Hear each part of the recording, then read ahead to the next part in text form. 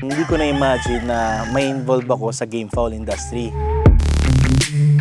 Kasi at first, may bad connotation ako sa sabong. Kasi before, yung father ko, siya yung mahilig sa manok na nakikita ko, hindi happy yung mother ko sa ginagawa niya. So parang nagka-connotation ako ng bata ako na ayaw ng mama ko yan, so ayaw ko na rin. At the same time, lumaki ako sa Manila.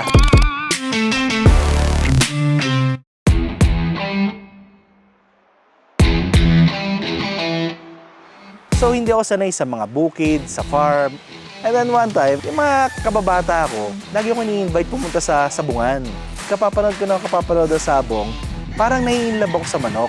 Hanggang one day, kinausap ko yung uncle ko na gusto kong magtayo ng farm. Ito yung farm owner na malapit sa akin. Then nag-decide kami, brainstorming kami kung paano mag-set up ng farm, anong gagawin. So nagpapaturo hanggang sa nag-decide na ako na magtayo ng sarili kong farm. Then doon na nagsimula.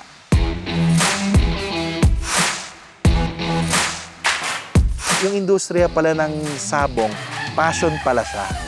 Yun na, hindi ko na siya matanggal sa buhay ko. Parang feeling ko part siya ng retirement ko eh.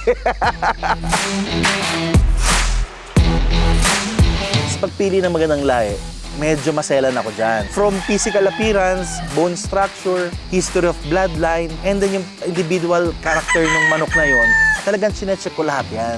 Kaya yung pagpili ko ng materyales ko, very meticuloso talaga ako. It's the same principle sa pagpili ko ng gamot. Tinitignan ko rin yung science behind kung paano siya ginawa.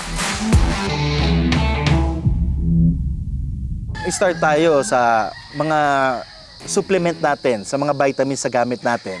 Laking B22, yan, all the way. Yung 11 products na yan, yan yung ginagamit ko.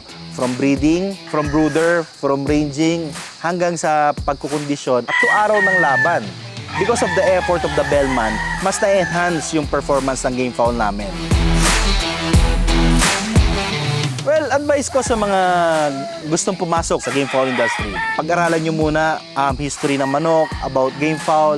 At the same time, pag-aralan nyo kung ano yung mga gagamitin yung mga gamot or mga supplement sa mga alaga nating mga manok.